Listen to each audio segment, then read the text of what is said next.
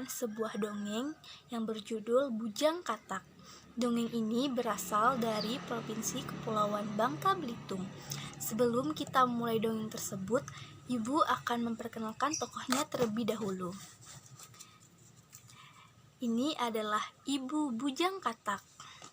Ini adalah putri bungsu Baginda Raja. Ini adalah Baginda Raja. Dan ini adalah Bujang Katak. Selamat menyaksikan adik-adik. Pada zaman dahulu kala, tinggallah seorang wanita tua di pelosok Pulau Bangka. Wanita tersebut menempati sebuah rumah panggung sederhana. Konon ceritanya, wanita tersebut tidak dikaruniai seorang anak. Setiap hari, ia pun berdoa pada Sang Pencipta supaya dikaruniai seorang anak. Namun, doanya tidak kunjung dikabulkan. Hingga suatu hari, tanpa sadar, ia pun berdoa. Jika dia dikaruniai seorang anak, ia akan menyayangi dan menerima anak tersebut, walaupun seekor katak sekalipun. Hingga suatu hari, doanya pun dikabulkan. Ibu tersebut diberi seorang anak, namun agak menyerupai seekor katak. Sang ibu seperti doanya pun tetap menerima dan menyayangi anak tersebut walaupun agak mirip dengan katak. Anak tersebut kemudian dikenal dengan sebutan Bujang Katak. Bujang Katak tumbuh menjadi anak yang rajin dan sopan. Setiap hari ia membantu ibunya di ladang. Ia pun selalu menyapa setiap orang yang ditemuinya. Hingga suatu hari Bujang Katak kelihatan murung. Lalu ibunya pun datang dan mengajaknya berbicara. "Nak, sudah beberapa hari ini kamu kelihatan murung. Sebenarnya apa yang sedang kamu pikirkan?" "Ibu, aku ini sudah dewasa, sudah seharusnya aku menikah."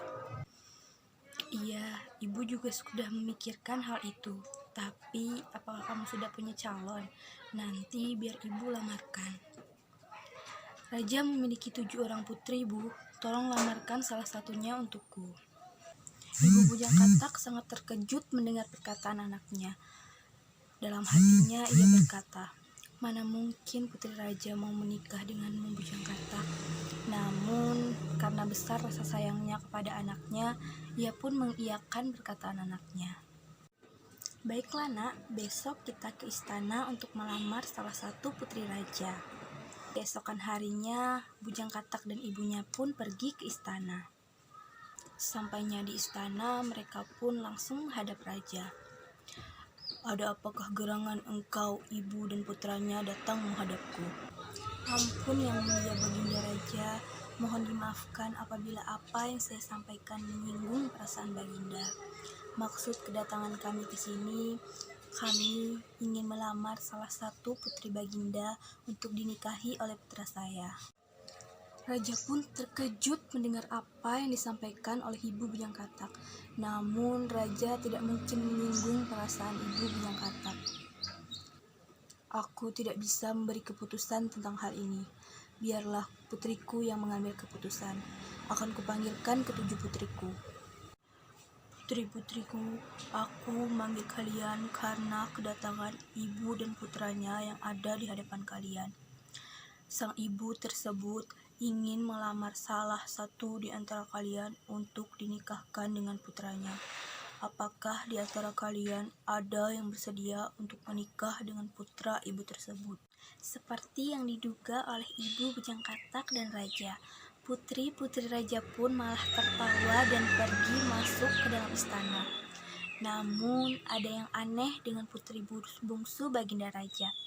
Ia justru hanya diam saja dan tidak masuk mengikuti putri-putri lainnya ke dalam istana. "Putriku yang bungsu, putri yang paling cantik di antara ketujuh putriku, kenapa engkau tidak masuk dan menyusul kakak-kakakmu ke dalam istana?" "Ayahanda, Ananda bersedia dinikahkan dengan putra ibu tersebut." "Putriku, benarkah apa yang engkau katakan tersebut? Sudahkah engkau memikirkannya masak-masak?" "Bukankah selama ini ayahanda sering berkata kepada Ananda bahwa menikahlah dengan orang baik-baik? Dan bukankah Bujang Katak itu adalah orang yang baik?" "Bujang Katak, Putri bungsuku bukan hanya putri yang paling cantik di antara ketujuh putriku. Putri bungsuku adalah putri kesayanganku. Jika engkau ingin menikah dengan putri bungsuku, penuhi satu syaratku ini.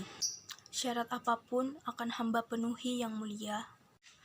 Engkau harus membuat jembatan yang menghubungkan istanaku dengan desamu. Jadi, jika aku ingin menemui putriku, aku tidak perlu menaiki perahu untuk menyeberang sungai tersebut. Engkau harus membuat jembatan yang dilapisi dengan emas dalam waktu 7 hari. Apakah engkau sanggup melewati syarat tersebut? Siap, Yang Mulia Baginda Raja. Saya akan membuat jembatan sesuai dengan yang Baginda inginkan. Mereka pun kembali pulang ke rumahnya. Sampainya di rumah, Bujang Katak pun merasakan kekhawatiran yang dirasakan oleh ibundanya. Tenanglah Bu, dengan pertolongan Yang Maha Kuasa, aku yakin kita bisa memenuhi syarat yang diberikan oleh Baginda Raja. Keesokan harinya, seperti biasa, Bujang Katak mandi di sungai sebelum ia berangkat ke ladang. Tapi pada saat ia mandi, ia merasakan sesuatu yang aneh pada tubuhnya. Ternyata kulitnya yang menyerupai katak mengelupas dan berubah menjadi kepingan emas. Hah? Kulitku mengelupas? Keajaiban pun bukan hanya itu. Seiring mengelupasnya kulit Bujang Katak, ia pun berubah menjadi pemuda gagah dan tampan. Ia pun mengumpulkan kepingan emas yang berasal dari kulitnya tersebut dan membawanya pulang untuk menemui ibunya. Dengan perasaan gembira, Bujang Katak pun pulang ke rumahnya. Sampainya di rumah, ia bertemu dengan ibunya. Ibu, lihatlah Bu, Tuhan telah menolong kita. Kulitku mengelupas ketika terkena air dan berubah menjadi kepingan emas. Kamu siapa? Dan kenapa kamu memanggilku ibu? Bujang Katak dan ibunya pun tidak menyangka dengan keajaiban yang ada di pagi itu. Bujang Katak dan ibunya sangat bersyukur kepada Tuhan karena telah memberikan keajaiban itu. Bujang Katak tidak buang-buang waktu dengan emas yang dimilikinya. Ia segera membangun jembatan yang disyaratkan oleh raja. Setiap hari tanpa lelah, ia membangun jembatan tersebut. Hingga di hari ke-7, jembatan pun selesai, dan ia menghadap kepada raja. Di hari ke-7 pun mereka menghadap ke istana. Hai ibu, siapa pemuda yang ada di sebelahmu, dan kemana Bujang Katak? Ampun Yang Mulia, pemuda yang bersamaku adalah Bujang Katak. Keajaiban telah mengubah dirinya. Ia telah menjadi pemuda yang gagah dan tampan. Tapi ada satu hal lagi, apakah kalian sudah memenuhi syarat yang aku inginkan? Jembatan yang Paduka inginkan sudah saya buat. Silahkan jika Paduka ingin mencobanya. Raja dan ke-7 putrinya pun berjalan di atas jembatan tersebut. Dalam hati Raja pun berkata, Bujang Katak, kau layak menikah dengan putri bungsuku. Akhirnya Bujang Katak menikah dengan putri sang raja. Pestanya pun digelar 7 hari 7 malam. Mereka pun hidup bahagia.